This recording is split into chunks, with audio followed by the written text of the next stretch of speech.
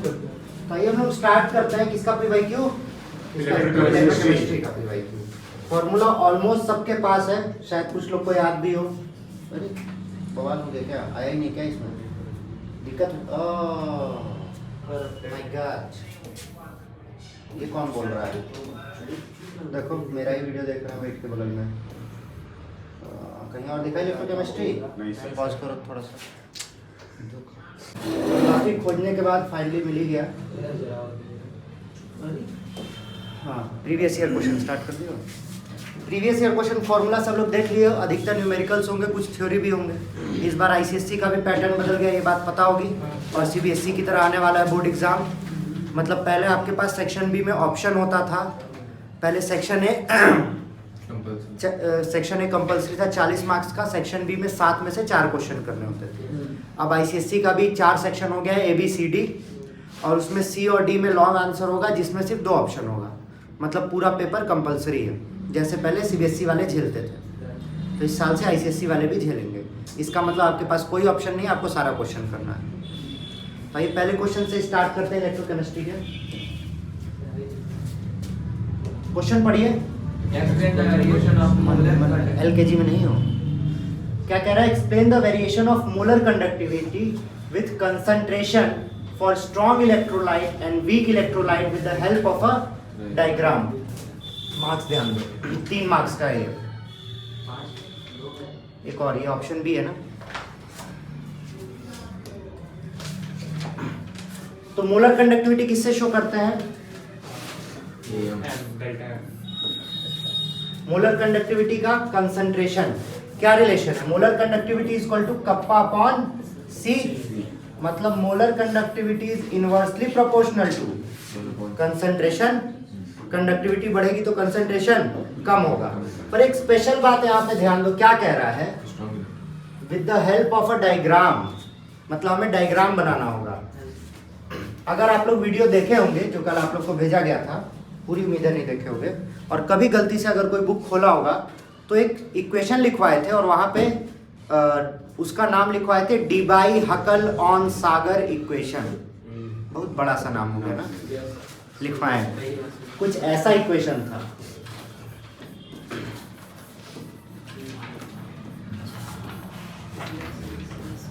Molar conductivity with respect to concentration. अगर notes लाए तो देखिए, डीबाई-हकल ऑन सागर इक्वेशन। इसमें एक ग्राफ था, इस ग्राफ को ध्यान दो क्योंकि यहाँ पे यही बात बोल रहा है।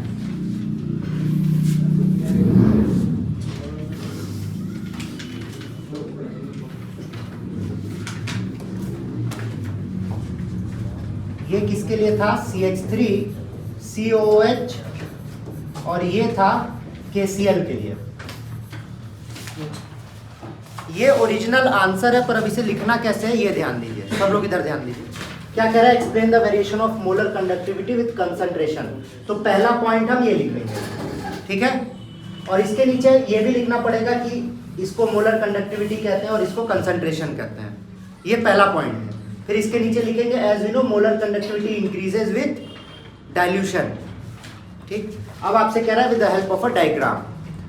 फिर अगली पॉइंट होगी as we know from Debye Huckel Onsager equation. फिर ये इक्वेशन लिखेंगे। यहां तक कोई दिक्कत? और अब ये ग्राफ बना देंगे।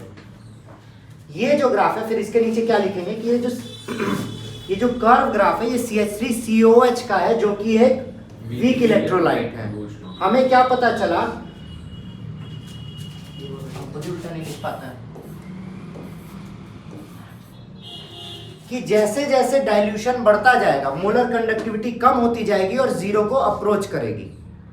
किसके लिए? वीक इलेक्ट्रोलाइट के लिए। पर स्ट्रॉन्ग इलेक्ट्रोलाइट के लिए जैसे जैसे कंसंट्रेशन बढ़ता जाएगा मोलर कंडक्टिविटी भी बढ़ती जाएगी। एग्जाम्पल में CH3COH और KCl, ये तुम्हारे बुक में दिया हुआ है। एग्जैक्ट सेम चीज दी हुई है, ये भी दिया हुआ है, ठीक है। तो ये पूरा एक आंसर होगा जिसपे तुम्हें 3 मार्क्स मिलेगा। 1 मार्क्स इस पे, 1 मार्क्स इस पे और 1 मार्क्स इस पे, 3 मार्क्स हो गया। कभी भी आंसर इसी तरीके से डिवाइड होता है क्योंकि उसका पार्ट होता है। ये आंसर समझ में आया? कोई दिक्कत नहीं? तो इसका आंसर बस लिख लो डीबाई-हकल ऑन सागर इक्वेशन। क्वेश्चन हम भेज देंगे। डीबाई मोए मोए नहीं लिखना है। डी बाई हकल ऑन सागर। हमेशा क्वेश्चन तुम्हें बता देता है क्या लिखना है। यहाँ पे किसकी किसकी बात कर रहा था, मोलर कंडक्टिविटी और कंसंट्रेशन। तो हमें पता चल गया कि हम एक ही इक्वेशन पढ़े उसके बारे में, एक ही और एक ही है, पर ग्राफ हम एक ही का पढ़े। ठीक है, इसके लिए तुम लोगों को चीजें पता होनी चाहिए, एटलीस्ट बुक देखे रहोगे तभी काम चलेगा।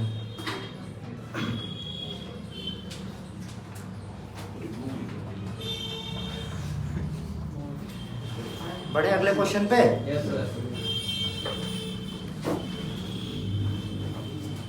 हो गया सबका, अगले क्वेश्चन पे बढ़े। अगला क्वेश्चन थोड़ा सा ट्राई करिएगा। ये क्वेश्चन है सेक्शन ई का, तो सीबीएसई वालों के लिए तो सेक्शन ई नया नहीं है, आईसीएसई वाले देख लें सेक्शन ई। ये क्वेश्चन है, इसके दो पार्ट है, ए और बी। मार्क्स देख लो कितने मार्क्स का है। एक क्वेश्चन 5 मार्क्स का है, ठीक है, 3 क्वेश्चन होंगे। ये क्वेश्चन करना है, करके दिखाइए। गिवन पहला काम क्या करोगे, गिवन लिखोगे, फिर फॉर्मूला लिखोगे, गिवन लिखोगे, फॉर्मूला लिखोगे, और फिर बाकी तो पता ही। तो करिए, ट्राई करिए।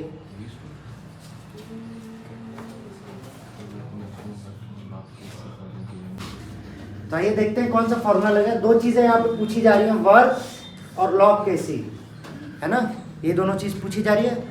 वर्क के लिए तो हम कोई फॉर्मूला ही नहीं देखे हैं, पर यहाँ पे work done standard electrode potential को कह रहा है। पोटेंशियल को कैसे डिफाइन किया जाता है, कैन एनीवन डिफाइन पोटेंशियल?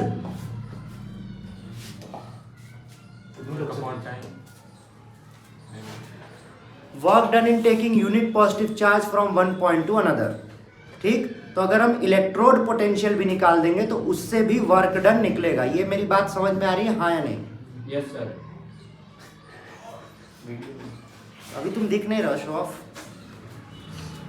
पर ये आर्यन था, आपको मिलाएंगे, फेमस, बाहर जाओगे लोग ऑटोग्राफ मांगेंगे। तो हम लोग क्या जानते हैं, इधर ध्यान दो, हम क्या बोल रहे हैं कि पोटेंशियल को डिफाइन किया जाता है work done per unit charge, यही किया जाता है ना। और अगर हम स्टैंडर्ड इलेक्ट्रोड पोटेंशियल निकाल लेंगे तो वर्क डन के बराबर होगा, क्योंकि स्टैंडर्ड इलेक्ट्रोड पोटेंशियल एक यूनिट पॉजिटिव चार्ज की बात करता है जब सेल ओपन हो। ये वीडियो में बताया है, क्लास में बताया है कि स्टैंडर्ड इलेक्ट्रोड पोटेंशियल क्या होता है। तो अगर हम ई नॉट की वैल्यू निकाल लेंगे तो वर्क डन निकल जाएगा, हाँ या नहीं? मेरी बात समझ में आ रही है कि ऊपर चली गई? तो क्या हम ई नॉट निकाल सकते हैं? हमें गिवन में क्या क्या दिया है, ये दिया है और ये दिया है। और ई नॉट का फॉर्मूला क्या है समझ?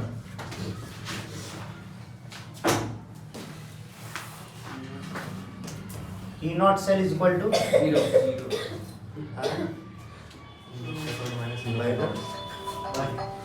ई नॉट का फॉर्मूला क्या है?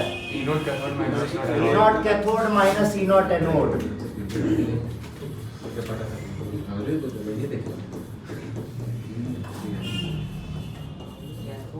दूसरा इंपॉर्टेंट सवाल आर्यन बताएगा।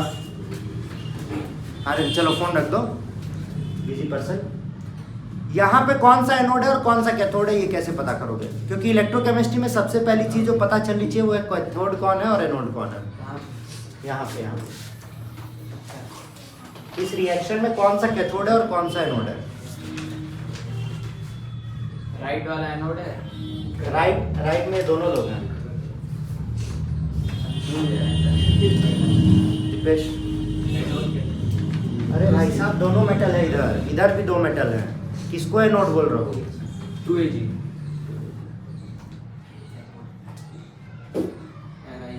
एनआई कैथोड है, एनोड है। जिसका रिडक्शन एनोड है। जिसका रिडक्शन हमें एनआई और एजी बताओ। अच्छा, वो हमसे मत निकलवाओ, एनआई कैथोड और एजी एनोड।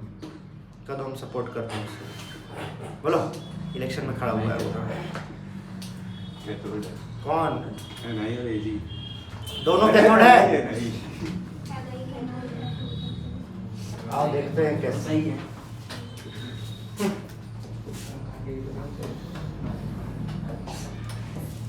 निकल कन्वर्ट हो रहा है Ni से Ni2+ में, यही हो रहा है। मतलब इसमें से इलेक्ट्रॉन का रिमूवल हो रहा है। और रिडक्शन में हम लोग क्या पढ़ते हैं? एडिशन ऑफ हाइड्रोजन या removal of oxygen. Addition of hydrogen मतलब एडिशन ऑफ इलेक्ट्रॉन, क्या इसमें इलेक्ट्रॉन ऐड हो रहा है? तो इसका क्या हो रहा है? ऑक्सीडेशन। ऑक्सीडेशन हो रहा है। और ऑक्सीडेशन हमेशा कहाँ पे होता है? एनोड पे। तो निकल क्या है? ये बात भूलिएगा नहीं तो कई सारे क्वेश्चन नहीं होंगे। कोई दिक्कत नहीं किसी को? तो हमें क्या पता है? ई सेल की वैल्यू ई nought cathode minus E nought anode. अब कैथोड कौन है? सिल्वर। और एनोड कौन है? निकल। सर सिल्वर हमेशा नहीं, हमेशा नहीं, ये पता करना होगा रिएक्शन में। देखो ये Ni से Ni2 प्लस में कन्वर्ट हुआ ना, तो हमें पता चला कि 2 इलेक्ट्रॉन निकल रहा है। क्या हुआ? अच्छा हाँ। ये क्या बता रहे थे? भाई लेता है तो इलेक्ट्रॉन ऐड होगा तो रिडक्शन होगा, और इलेक्ट्रॉन ऐड होगा तो रिडक्शन होगा, और ये कैथोड पे होगा। रिडक्शन ठीक है। मतलब कैथोड। अब कैथोड माइनस एनोड करना है। कैथोड की वैल्यू कितनी है? कैथोड कौन था? सिल्वर। सिल्वर की वैल्यू कितनी है? 80। और इसकी वैल्यू कितनी है? -0.25। इसको यहाँ पे रख दो। 0.80 माइनस 0.25। ई नॉट की वैल्यू कितनी आ गई?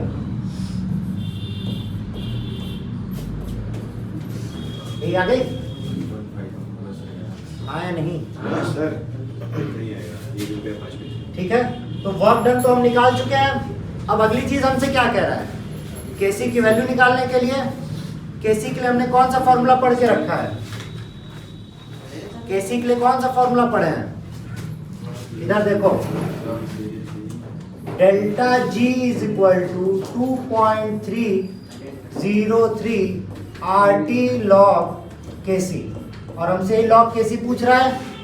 इधर ध्यान दो, log केसी पूछा है ना, पर क्या हमें डेल्टा जी पता है? डेल्टा जी भी नहीं पता है। तो पहले हमें डेल्टा जी निकालना होगा। डेल्टा जी का फॉर्मूला है -NF E naught. E not cell की वैल्यू कितनी आई? 1.05। एफ की वैल्यू कितनी है? 96500। और एन कितना है? ध्यान दो, निकल में एफ की वैल्यू कांस्टेंट होगी। लिखा होगा यहाँ पे कितना इलेक्ट्रॉन शेयर हो रहा है? 2। और यहाँ पे कितना हो रहा है? 1। तो दोनों का एलसीएम लेंगे और कितना हो जाएगा? 2। तो एन की वैल्यू कितनी हो जाएगी? यहाँ से जी की वैल्यू आ गई, कोई दिक्कत नहीं। यही जी की वैल्यू हम यहाँ रख देंगे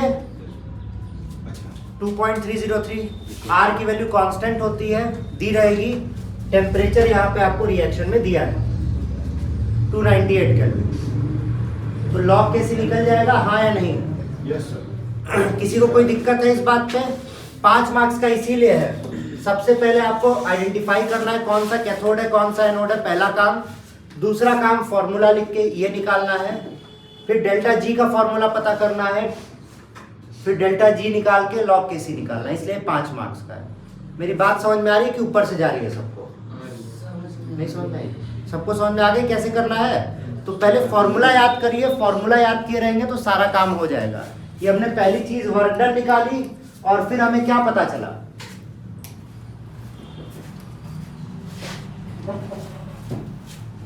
फिर हमें पता चला कि हमसे लॉग केसी पूछ रहा है, जिसका हम एक ही फॉर्मूला पढ़े हैं। पर इस फॉर्मूला में जो चाहिए था डेल्टा जी, वो भी हमें नहीं पता था। तो डेल्टा जी हम यहाँ से निकाल लिए। ठीक है, कोई दिक्कत नहीं किसी को? बढ़े आगे। क्वेश्चन भेजा जाएगा, घर पे एक बार और ट्राई करना। पहले हाँ, सारा क्वेश्चन भेजेंगे, वीडियो तो डालेंगे। सबसे पहली चीज ये है, जरूरी है आइडेंटिफाई करना कि कैथोड कौन सा है, एनोड कौन सा है। जहां से इलेक्ट्रॉन रिमूव होगा वो एनोड की तरह बिहेव करेगा, और जहां पे इलेक्ट्रॉन ऐड होगा वो कैथोड की तरह करेगा। इधर ध्यान दो, इसमें प्लस चार्ज था और यहाँ से चार्ज गायब हो गया। जब प्लस चार्ज गायब हो जाए या कम हो जाए, जिसके साथ ऐसा हो रहा है वो कैथोड होगा। और वहां पे क्या हो रहा होगा? रिडक्शन। ठीक है, प्लस चार्ज या तो कम हो रहा हो या तो गायब हो रहा हो, तो उसका रिडक्शन होगा। और वो कहाँ पे होगा? कैथोड पे। हमेशा कैथोड माइनस एनोड करते हैं, कोई दिक्कत नहीं। अगले क्वेश्चन पे बढ़ा जाए। क्वेश्चन दिख ही रहा होगा सबको, थोड़ा सा ट्राई करिए। ऐसा ही ऑप्शन देगा, हाँ ये बात ध्यान दो। बस एक ऑप्शन यहाँ दिया है और एक ऑप्शन सेक्शन सी में रहेगा बस, और बाकी सारा क्वेश्चन कंपलसरी रहेगा। तो आपको ये भी नहीं पता है किस चैप्टर में ऑप्शन रहेगा। थोड़ा सा देखिए फ्यूल सेल थ्योरी है, फ्यूल सेल आप लोग पढ़ लीजिएगा एक बार, इधर से बताते हैं। पहला क्या कह रहा है, state Faraday's first law of electrolysis. Faraday का पहला लॉ ये कहता है कि जितना मास कैथोड पे डिपॉजिट होगा वो डायरेक्टली प्रोपोर्शनल होगा कितना चार्ज जा रहा है। इसने क्या कहा, weight deposited is directly proportional to charge. तो पहले आप ये लिखेंगे, फिर इसके नीचे थ्योरी लिखेंगे। It states that weight deposited on cathode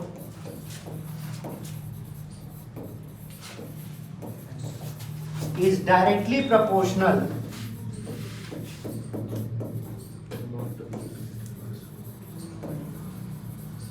answer हम पूरा इसीलिए लिख रहे हैं ताकि तुम लोग को समझ में एग्जाम में कैसा लिखना है, गलत मत लिख के आ जाना कोई। Proportional to charge passing through it. दूसरी बात, अगर एक क्वेश्चन स्टार्ट कर रहे हो, एक सेक्शन स्टार्ट किया तो उसका सारा क्वेश्चन एक ही जगह होना चाहिए।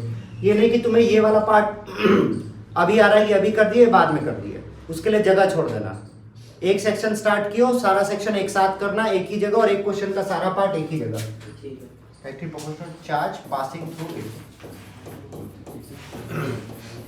कितने मार्क्स का है ये? 2 मार्क्स का है ना।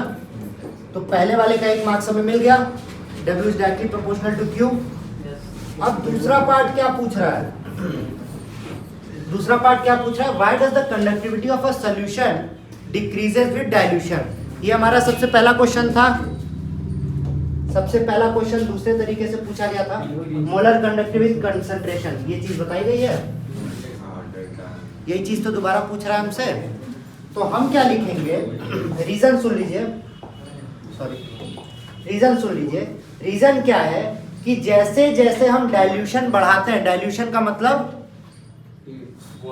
वाटर मिलाते जाएंगे, तो जो कंपाउंड है उसमें आयंस का कंसंट्रेशन कम हो जाएगा, और क्योंकि आयन का कंसंट्रेशन कम हो जाएगा इसलिए आयंस जैसे नॉर्मली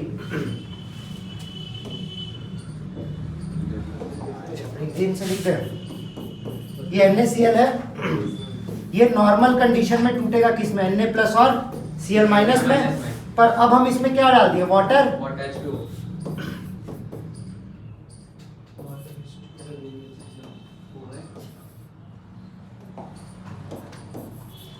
तो ये दोनों आपस में बॉन्ड बना लेंगे ना, तो जो Na प्लस और Cl माइनस आयन प्रेजेंट था वो कम हो जाएगा।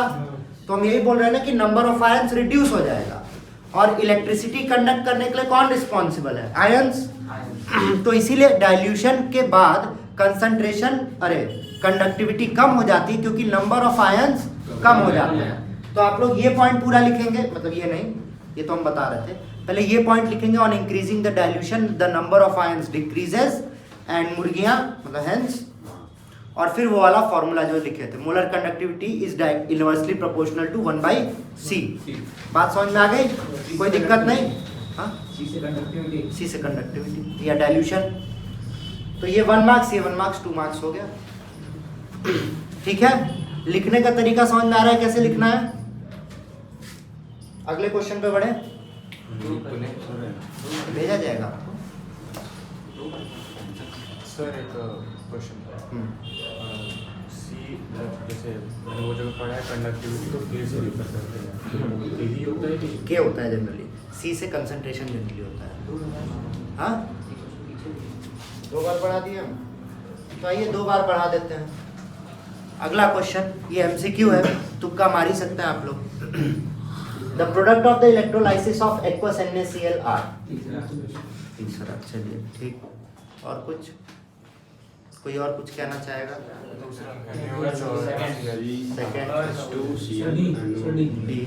अच्छा रुक जाओ, लिख लेता है। ए को कितने वोट है भैया? ए के साथ कोई नहीं? अच्छा, एक दीपेश सर, समर भी। बी के साथ कितने लोग हैं? समर, वंश, उत्सव, आदि, ईशान। और कोई बच गया? यश। सी के साथ कितने लोग हैं? आर्य। और कोई सी के साथ नहीं है? डी के साथ कितने लोग हैं? नारायण। तुम लोग किसी के साथ नहीं हो? ये बड़ी देर से बात नहीं कर रही है, ऐसा नहीं होता है। ये वाला है ई नहीं है, चलिए NaCl क्या कह रहा है, एक्वस NaCl, इसको थोड़ा सा ये तोड़ते हैं। NaCl टूटे, अरे क्यों तोड़े? Na plus Cl में वही यही था ना, तो HCl हाँ NaOH, ऑप्शन नंबर, सेकंड बात समझ में आ गई बच्चों? हाँ। अभी करवाए हैं, ठीक है। ऑप्शन नंबर 3, अरे क्वेश्चन नंबर 3 देखिए, Which of the following C dry cell CD battery वो वोटिंग कराते हैं। ए के साथ कितने लोग? उत्सव, आदि, विंटर, अचानक से लोग बढ़ जा रहे हैं, Aryan, Deepesh, Narayan. Dry cell battery जो यूज होती है उसको रिचार्ज नहीं ना कर सकते, इसका आंसर, इसका आंसर रिमोट का बैटरी खत्म हो कहाँ पे यूज करें? तेज हो गए हैं सब। तो आपको घिस के सारा बस बस बस ठीक, बस तो बुला लेंगे, कोई देख लेगा, कोई बड़ा आदमी तुमको बुला लिया पढ़ने के लिए तो दिक्कत हो जाएगा ना। भाई आता तो आप लोग को ये भी नहीं है, तो क्वेश्चन तो देख ही लीजिए, एटलीस्ट ये और ये ट्राई करो, क्वेश्चन नंबर 2 और 3 ट्राई करो। Kulgach law. जुबान को लंबा मार गया था। क्वेश्चन 2 और 3 ट्राई करिए।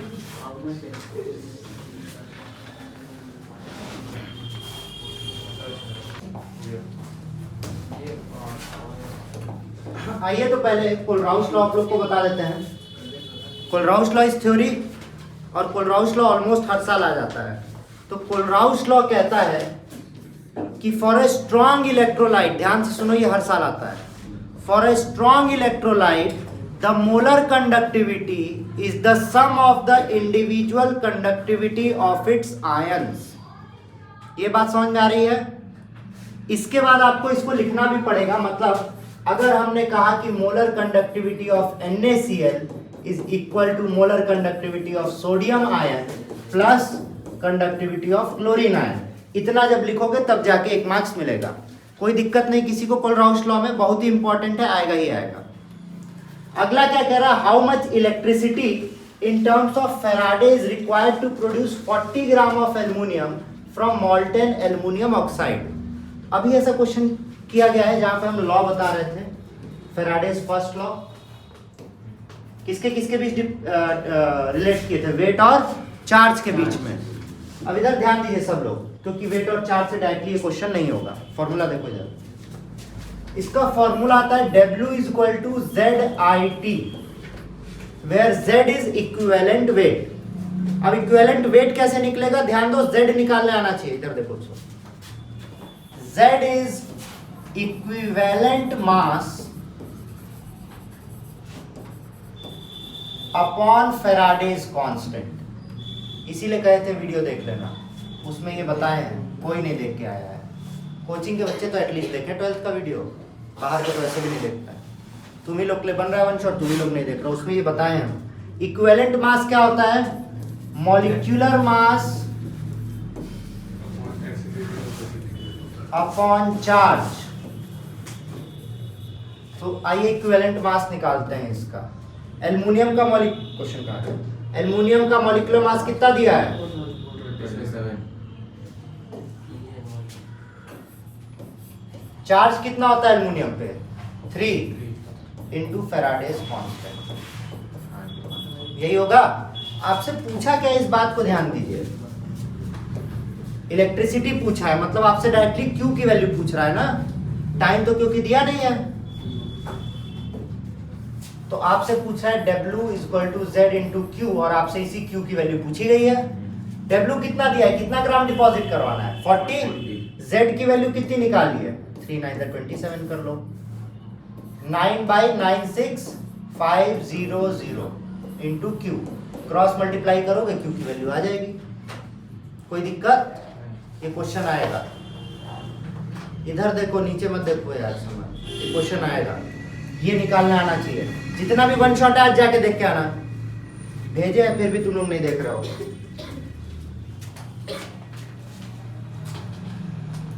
बात समझ में आई, कोई दिक्कत नहीं। ये लिख लो, ये सबसे इंपॉर्टेंट है, Z की वैल्यू निकालना। अगर टाइम दिया होता तो हम लोग से करंट पूछ रहा होता, I की वैल्यू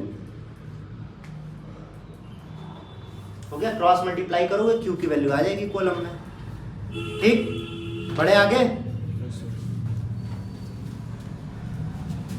घर इसको छापो मत, घर पे जाके वापस से ट्राई करना, क्वेश्चन एक मिनट भेजा जाएगा। क्या पता याद रहेगा। क्या पता आनंद। आगे बढ़े।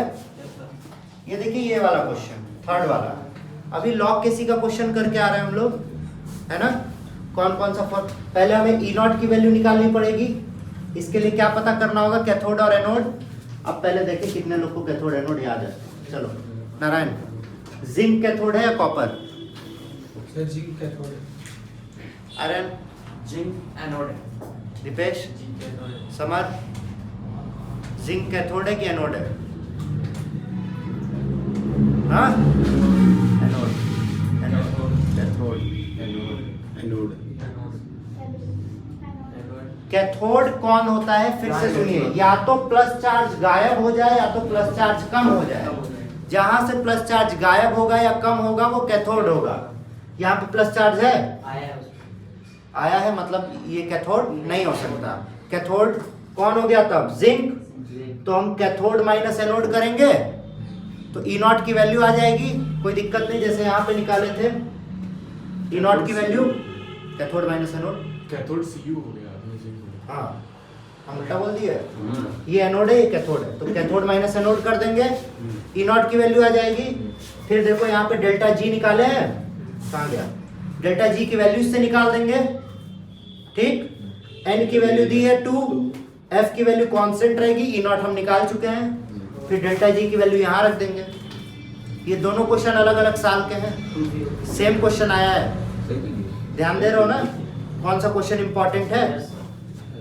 बढ़े आगे, कोई दिक्कत नहीं ना किसी को। तो ये क्वेश्चन देखिए 2 बार आया, एक बार 3 मार्क्स में, एक बार 5 मार्क्स में, तो इस क्वेश्चन पे थोड़ा ध्यान दीजिएगा, कैथोड एनोड भूलिएगा नहीं कभी। बढ़े आगे,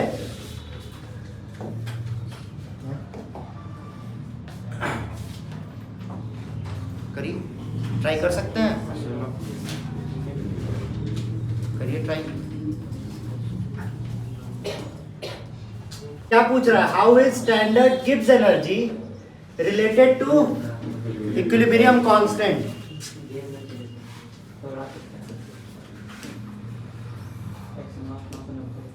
Gibbs free energy related to equilibrium constant, यही फॉर्मूला पूछ रहा है दूसरे वाले में।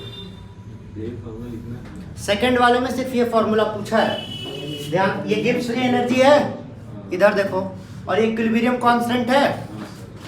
क्वेश्चन ध्यान देना आप, how is Gibbs energy related to equilibrium constant. G formula, Gibbs scientist का नाम है, उनके नाम पे दिया गया है। सेकंड वाले में सिर्फ वो फॉर्मूला लिखना था। समझ में आई बात, हाँ या नहीं? अरे किसको किसको रिलेट कर रहा है, गिब्स एनर्जी और इक्विलिब्रियम कांस्टेंट। गिब्स एनर्जी और इक्विलिब्रियम कांस्टेंट, 2 क्वेश्चन कर चुके इसका हम लोग। इतना एब्सेंट माइंडेड होना अच्छी बात नहीं है, 2 क्वेश्चन किए हैं।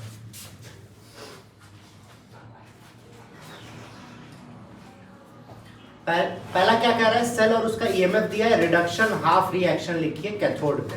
पहले ये पता करिए कैथोड कौन है, कौन है कैथोड, कॉपर, क्योंकि राइट साइड हमेशा कैथोड होता है। इस डबल बार के राइट साइड हमेशा कैथोड होता है और लेफ्ट साइड एनोड। आपसे क्या कह रहा है, रिडक्शन हाफ रिएक्शन, तो ये रिडक्शन हाफ रिडक्शन में क्या होता है, इलेक्ट्रॉन ऐड या रिमूव, जल्दी समझ, ऐड मार देंगे हम जान से आज।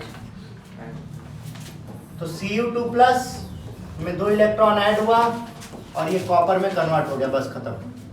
यही बोल रहा था पहले वाले में, इसको कहते हैं रिडक्शन हाफ। जब भी कोई एक इलेक्ट्रोकेमिकल सेल दिया होगा उसका 2 रिएक्शन होगा, एक होता है रिडक्शन हाफ और एक ऑक्सीडेशन हाफ। जब पढ़ा रहे थे तो स्टार्टिंग में लिखवाए हैं, वीडियो के स्टार्टिंग में ये बताया गया है। प्लीज वीडियो देख लो, हाथ जोड़ रहे हैं, प्लीज देख के आओ, हमको बोर्ड एग्जाम नहीं देना है, तुम लोग से जोड़ रहे हैं। पहला दूसरा पार्ट समझ में आ गया, कितना आसान था। थर्ड पार्ट देखिए क्या कह रहा है, calculate EMF of the given cell. EMF calculate करने के लिए कौन सा फॉर्मूला है भाई? ईएमएफ कैलकुलेट करने के लिए कौन सा formula? Yash Deepesh are the topper, Narayan, Utsav. यार नॉन इक्वेशन नहीं सुने हो क्या? ईएमएफ ई सेल क्या होता है? ईएमएफ ही तो होता है E cell is equal to E not cell minus 0.059 upon N log. इतना सिंपल क्वेश्चन है, कैसे करोगे? इधर देखो, इधर देखो, इसमें से एनोड कौन सा है? इसमें एनोड कौन है? मैग्नीशियम एनोड है। एनोड का कंसंट्रेशन दिख रहा है, कैथोड का कंसंट्रेशन दिख रहा है। ई नॉट निकालने के लिए कैथोड माइनस एनोड कर लेंगे, ई नॉट की वैल्यू आ गई, कोई दिक्कत नहीं किसी को। तो ई नॉट की वैल्यू यहाँ पे रख देंगे निकाल के। ई नॉट निकालने आ गया सबको? किसी को नहीं आ रहा है पूछ लो अभी भी। हमको लोगों का चेहरा दिख जा रहा है। E not cell is equal to E nought cathode minus E nought anode. इनकी वैल्यू दी हुई है, देखिए ई नॉट और ई नॉट, ये है कैथोड, तो दिस माइनस दिस, ठीक। अब आ गया ना। इसके बाद एन की वैल्यू पूछ रहा है, एन इज कितना चेंज इन इलेक्ट्रॉन हो रहा है, कितना इलेक्ट्रॉन चेंज हो रहा है? 2, और इधर भी 2, तो 2 और 2 कैल्शियम 2 ही होता है, तो एन की वैल्यू कितनी रखेंगे? 2। अब कह रहा है log N plus upon C N plus, ये एनोड है, ए एन प्लस की जगह ये रखेंगे और सी एन प्लस की जगह ये रखेंगे, तो सारी वैल्यू रख सकते हैं, हाँ या नहीं? उसके बाद कैलकुलेशन हो जाएगा, किसी को कोई दिक्कत नहीं है। ईएमएफ ऑफ सेल पूछेगा, इसका मतलब नॉन इक्वेशन ही इस्तेमाल करना है और कुछ नहीं करना है, कोई दिक्कत नहीं किसी को ना, हाँ या नहीं बोलिए। क्या पढ़ोगे नहीं तो होगा ना। अगले पे बढ़ रहा है, इधर ध्यान दो, छोड़ो इधर देखो, वीडियो देखो पहले प्लीज, वीडियो देखो तब ये सब समझ में आएगा। वन शॉट इसीलिए बनाया जा रहा है। अगला देखिए, why is lead storage battery regarded as a secondary cell. सुनिए अब मेरी बात ध्यान से सुनिए। प्राइमरी सेल वो होता है जो नॉन रिचार्जेबल होता है, और सेकेंडरी सेल वो होता है जिसे रिचार्ज किया जा सकता है। तो किसी को भी अगर हम सेकेंडरी सेल कह रहे हैं, इसका मतलब वो रिचार्जेबल है। अब इसको और एक तरीके से देखते हैं। क्या पूछा है? नॉट रिचार्जेबल, उसमें देखो रिचार्जेबल में लेड स्टोरेज आ रहा है, निकल कैडमियम, और ये तीनों मतलब क्या है? रिचार्जेबल है, और इसीलिए इसको क्या कहा जा रहा है? सेकेंडरी सेल कहा जा रहा है। किसी भी चीज को अगर सेकेंडरी सेल कह रहा है मतलब उसको रिचार्ज किया जा सकता है, कोई दिक्कत नहीं। बता रहा है अगला क्या, फ्यूल सेल भी जो इस्तेमाल करते हैं केमिकल डाल के, ये जो बैटरी इन्वर्टर वाला, कह रहा है give two example of fuel cell in fuels used in the fuel cell. तो उसका एग्जांपल आप लिख सकते हैं in the medicinal field. Sir fuel का example, two examples of the fuel. अच्छा, अरे तो ये एसिडिफाइड वाटर यूज कर सकते हैं, बैटरी में जो डीजल होता है वो यूज करते हैं, वो फ्यूल सेल ही बनाता है ना, बात समझ में आ गई? हाइड्रोजन यूज कर सकते हैं। तो ये 2 एग्जांपल हैं, इनके 2 यूज सुन लीजिए कहाँ कहाँ होते हैं। हर फील्ड में यूज होता है, आप मेडिसिनल लिख सकते हैं, इलेक्ट्रिकल लिख सकते हैं, मैग्नेटिक फील्ड जो इंजीनियरिंग फील्ड्स में यूज होता है। तो इसके 2 यूज भी हो गए, कोई दिक्कत नहीं, रिचार्जेबल, कोई दिक्कत नहीं। तो ये पूरे क्वेश्चन है, आई थिंक ये लास्ट होगा, नहीं है, अरे बहुत ढेर सारा है। तो सेम क्वेश्चन हो गया क्या? सेम है, गलती से आ गया, सेम है, साइज छोटा हो गया, बड़ा हो गया। ये देखिए, a galvanic cell behaves as an electrolytic cell when, इसको याद रखना, ये एंट्रेंस एग्जाम में भी आएगा। जब एक्सटीरियर का ईएमएफ सेल से ज्यादा हो जाएगा तो गैल्वेनिक सेल इलेक्ट्रोलाइटिक सेल की तरह बिहेव करेगा। गैल्वेनिक सेल वो होता है जो अपने में ही सेल्फ सफिशिएंट होता है, इलेक्ट्रोलाइटिक सेल जो बाहर से एनर्जी ले रहा है। तो जब बाहर का ईएमएफ सेल के ईएमएफ से ज्यादा हो जाएगा तो गैल्वेनिक सेल किसकी तरह बिहेव करेगा? इलेक्ट्रोलाइटिक सेल की तरह। कोई दिक्कत नहीं? नहीं। ये इधर ध्यान दीजिए, ये क्वेश्चन आना चाहिए सबको।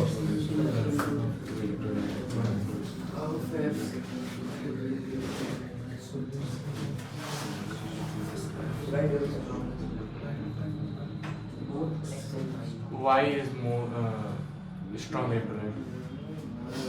None of them. नहीं। ऐसा कुछ फॉर्मूला याद आ रहा है? डेल्टा है। मोलर कंडक्टिविटी किधर है?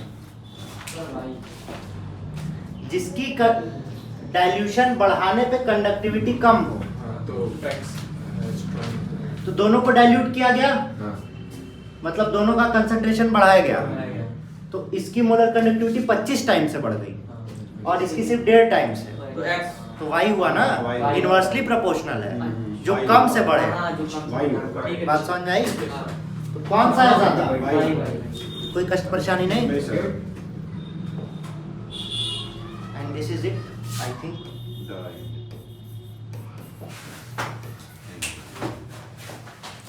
प्लीज इसका वीडियो देख के आइएगा जो इलेक्ट्रोकेमिस्ट्री का है, जितने भी वन शॉट डाले गए हैं देख के आइएगा। आप लोग से मिलते हैं नेक्स्ट वीडियो में, पता नहीं कौन सा होगा, कुछ तो होगा। और मिल लीजिए, नहीं मिल लीजिए सबसे एक एक करके। देख लो ये 2 बच्चियां हैं और ये सब पढ़े लिखे बच्चे हैं सब, जो वीडियो देख के नहीं आ रहे हैं। पीछे सबसे तेज लड़का है मेरा विंटर।